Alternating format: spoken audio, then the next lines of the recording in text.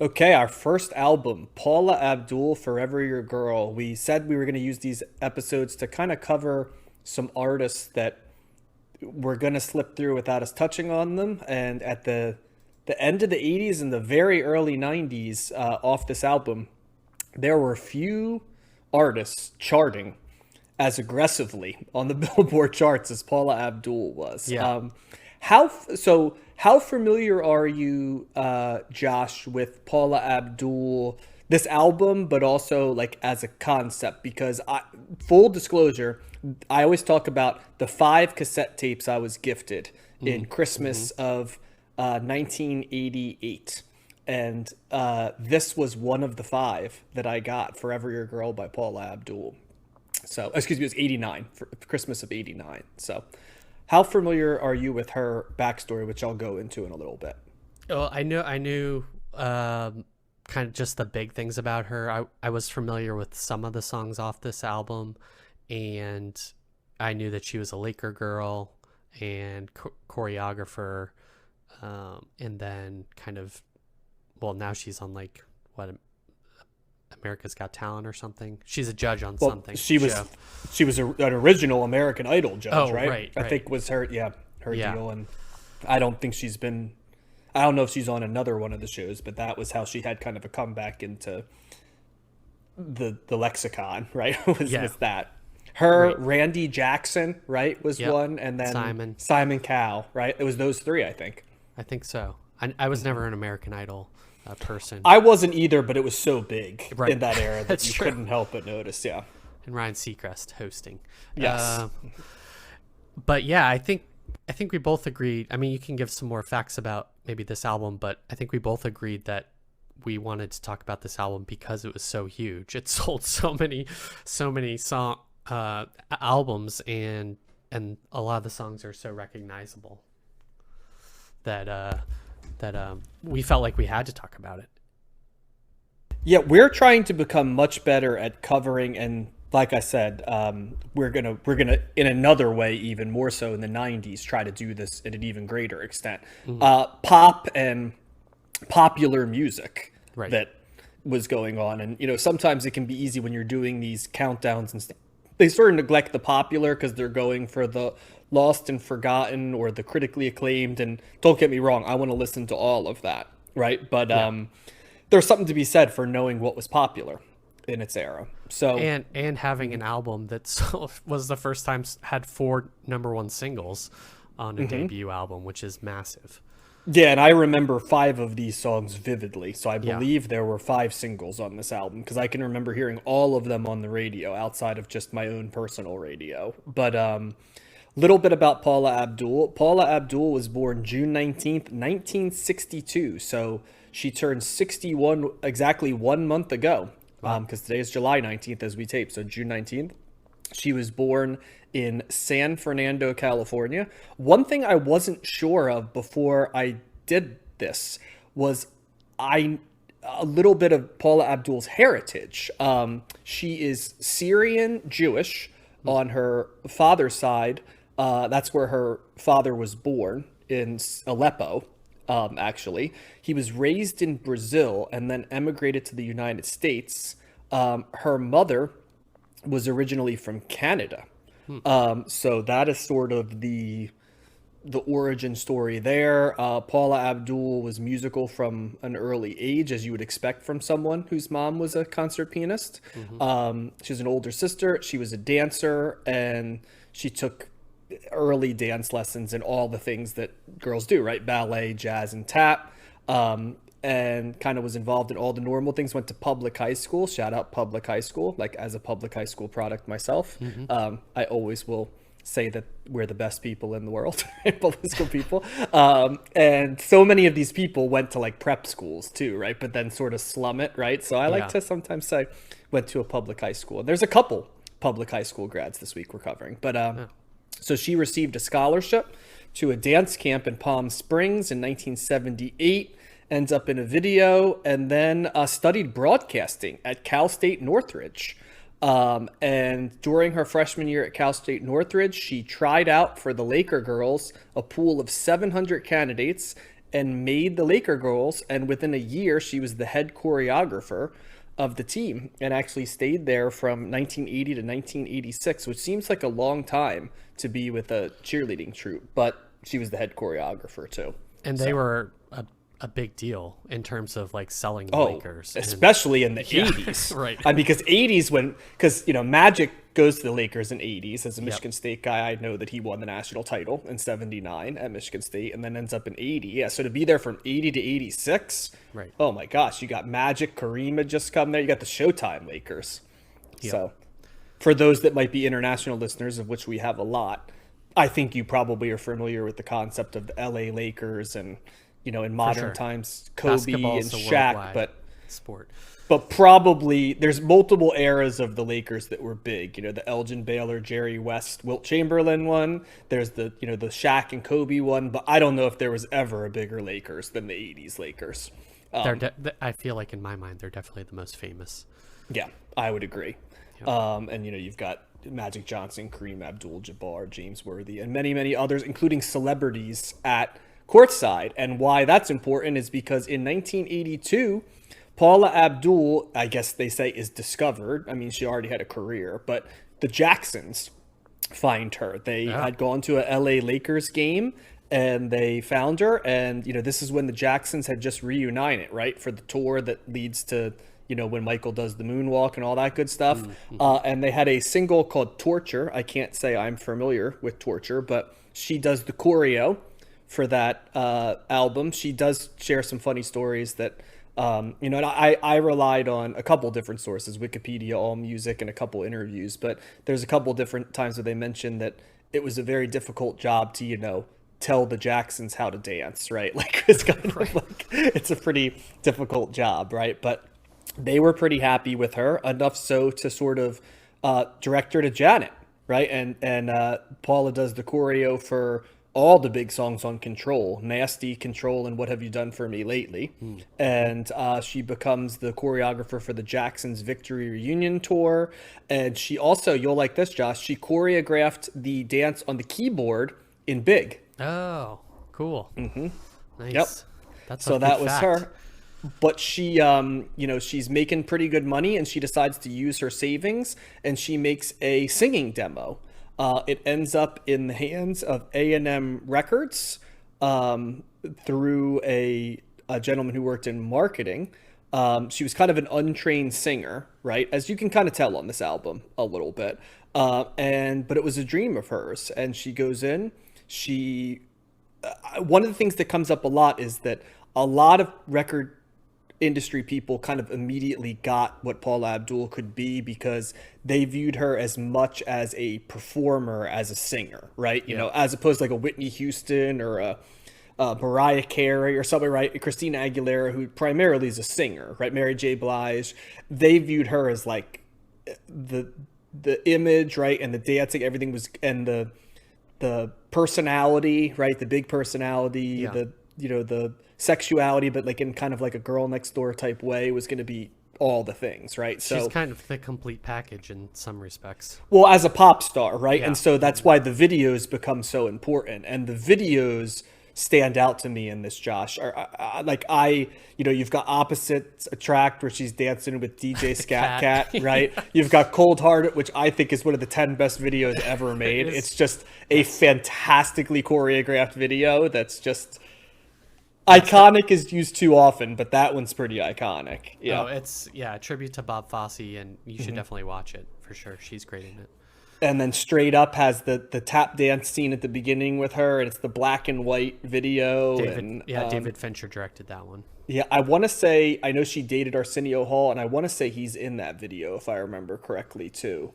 But those three videos were on heavy rotate, as was Forever Your Girl. It's not on this album, but I can definitely remember Rush Rush off the second album with Keanu Reeves and the tale of like the drag race, right, that ends in tragedy is another big video as well. It's Just the Way That You Love Me was another single that I can remember on the radio. So yeah, that's a little bit of the to go through. This one was nominated for Grammys for Best Music Video for Opposites Attract and Best Female Pop Vocal Performance for Straight Up, but she did lose on that one to Bonnie Raitt and Nick of Time for that one. Talked about. Yep. Yep. So that's a little bit of an overview, but Josh, what'd you think of this one? I really enjoyed this album. I don't see how you couldn't enjoy it in some respects. It sets the template for, I feel like, so many pop stars to come in the 90s and 2000s, and really her kind of whole image and the fact that she dances and really this and the sound too of this album is defining for so many people. It has a very clean sound. I guess we should say too that this album has multiple producers on it, and but L.A. Reid and Babyface are producers on that, and they're well-known names. You know what this sounded like a ton? It sounded like that late 90s boy band production pop. Like when you listen to the tracks in isolation, it could be a Backstreet Boys or NSYNC type sound is the first thing that stood out to me in a way that I'd never noticed before. Yeah, that's a good point, because some of it's got this synthetic sound to it, and it's very clean, but it also has the kind of like almost like New Jack Swing type of sound, which we've talked about with like Janet Jackson a little bit. And it's also got a lot of things that sound like dun dun dun dun dun, that type of sound that I always identify a little bit with those boy bands in the late 90s, but I'm like, that and the synths combo are all over. So those that might know the Janet Jackson or New Jack Swing early 90s, there's elements of that, but this also sounds different than that. Like you can see the DNA of like L.A. Reid, and you can see the DNA of what Babyface would do later, but I don't know if it's the mix of them or just other stuff that was going on. I think it carries a lot more sound to like that late 90s pop sound. Oh yeah, it's not even. I just was listening to Britney Spears last week, and yes, that is there's also another one reminiscent of that. Right from the jump with her first video, there is a very similar sound to this. The template, I think, in some ways, drum machine too, I think comes into play a lot. I thought, probably, would you say Straight Up's the most famous song on this album? Probably most. Yes, it was the biggest single, I think. The other, don't get me wrong, the other four singles, to lesser degrees, were huge. Yep. Especially like Cold Hearted and Opposites Attract. Yep. But yeah, Straight Up's kind of the one, if you were going to pick one, was the big one. Yeah, I would say that's the one I think I knew the most and recognized and think of when I think of Paula Abdul. And I thought it was funny because there is like a rising synth thing in there that's similar to Buffalo Stance when we talked about that song in yes, good call. Yeah, it was like eerily familiar, so I'm glad I caught it. But yeah, this is, the lyrical content is not doesn't deviate from kind of a couple different themes throughout this entire album. Basically, love, variance on love, and attraction, and lost love, and pretty much all the songs are about that in one shape or form. But oh yeah, it was like you have to wonder who Paula Abdul's dating, because there's a lot of themes of like, you may have a lot of money, but you can't win my love comes up often. And a lot of others is like, you have to decide if you're going to continue to be a dog or if you're going to commit to me, is the other theme that comes up over it. So I'm like, who was Paula? Poor Paula Abdul was not dating quality men at this point. They did not, whoever was writing her songs, if she did not contribute. Did you know that we talked about the 5 singles, right? Yep. Straight Up, Forever Your Girl, Cold Hearted, Opposites Attract, and The Way That You Love Me. Do you know that none of them, there were 6 singles released, none of them were the first single released? Knocked Out was the first one, which kind of makes sense because it sounds like a song that like Pebbles or, those type of that late 80s, it does have a feel of that. So at first I was like, are you kidding me? But then I'm like, I kind of get it because it's the one that most sounds like 1988. And that was released on May 4th, 1988. Jeez. And you want to hear something else crazy? I'm sorry to keep you. That was released May 4th, 1988. The last single, Opposites Attract, was released November 17th, 1989. Oh, yeah. So it was a year and a half A that they year were of Paula pumping out Abdul. singles. Yeah, Yeah. that's crazy. That is More than a year and a half. yeah, that's impressive. That would never happen today. And yeah, Knocked Out is not the first song that, or not what I would think of as the first single, but it's still a pretty good song. I like the sweet guitar at the end, and there's that line that she has about the love TKO. It's like she's singing with herself almost, or there's like a group chant or something towards the end. I thought that was pretty clever. But my favorite songs on here are Straight Up and Cold Hearted. And this album is just a breeze to listen to also. Like, you can sing along to it. There's also it's just a well-constructed album with catchy beats and great music, and she just brings it on this album. Yeah, this was a very enjoyable listen. I will say though that this is a 6-song album. There's the 6 singles are excellent. The 4 non-singles are not as excellent. And the album, unlike many albums we've seen, the singles aren't front-loaded.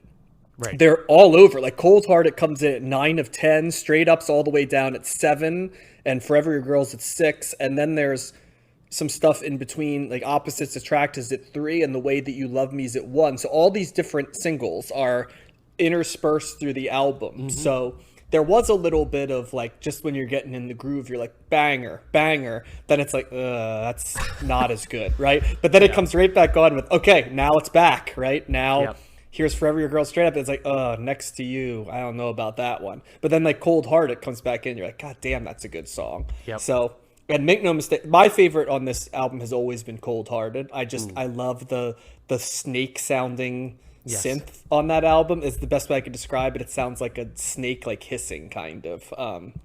And it's Cold Hearted Snake, right? So it makes sense even thematically. Straight Up's a great pop song as well. Straight Up's one of those songs that, like, I think Paula Abdul has fallen out of people really knowing who she is in the modern era, but then you play that song for somebody who's younger and they're like, God damn, this is a good song. So it's just one of those songs that's sort of undeniable. I've always said that it's hard for me to like just listen to a Paula Abdul album, even though I did plenty at age 9, right?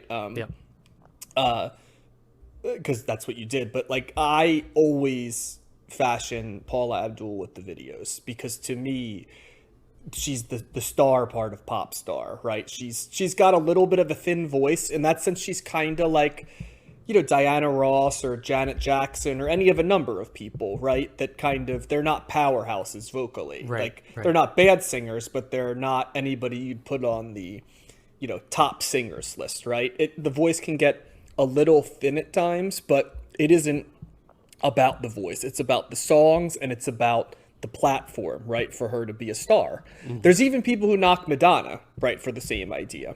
Like that's a little bit thinner voice, but she's a star, right? And I like my pop stars to be eccentric / big people. You know what I mean? Like, I don't like boring pop stars. It's like I don't like boring movie stars. Like, correct. I'm saying stars. There's actors and then there's movie stars. Oh, and yeah, definitely. I always am amazed when people don't want their pop stars or movie stars to be slightly different than the rest of us. They want to like relate to them. I'm like, I don't want to. I want them to be a bigger, bolder, more chaotic version, of stuff. And, Paula Abdul has had her ups and downs, right? A couple marriages. I think there was some substance abuse in there, but always very likable, right? And just sort of, every time you see her, she's a star. You know what I mean? She just has that it factor that I would describe. But she's had like plane crashes and stuff. It's the rock star life, right? And it's a pop star life, I should say, in its own way. So, and I've always had a soft spot for her. I think because I got this album at the perfect time when you're just getting into listening to your own music, and I felt like she and the pop stars of that era kind of belonged to me because this was her debut, right? Mm-hmm. And breeze to listen to. If you're looking for a pop album that has a lot of great songs, this is a good one to do. Like I said, the only criticism I'd have is that the weaker songs are weak. Yeah. This could be a greatest hits type. So you slap those 6 singles together with like Rush Rush and Promise of a New Day, right? Was the other one from the second one that I remember. And the greatest hits, right, of those 10 might be a little bit better than the totality of the album. Yeah. But still an easy thumbs up for me. Yeah, it's like riding a wave. The strength of the singles will carry you through the weaker ones in this album. And at 44 minutes, it's not too much of an ask to listen to the whole thing. Absolutely. So thumbs up for both. It sounds like, yeah. It's not gonna reinvent the wheel of pop or music if you're a person that needs your music to be a larger message or lyrically deeper, this is not you. But I don't need my pop always to be. Pop exists to me as a different lane that I like going to. Yeah. I wouldn't want to listen to it all the time, but in the lane where I want to go to pop, this sounds like what I like. Yeah, it's not creatively ambitious in the way that even like A Prayer was with Madonna, which we talked about a few weeks ago. But this is example of pop well done and refined, and not generic. Right. The lesser songs are generic, and that's what stands out. That the five of the singles are not generic; they're their own unique pieces, and it really is a like how to make a great pop song, and then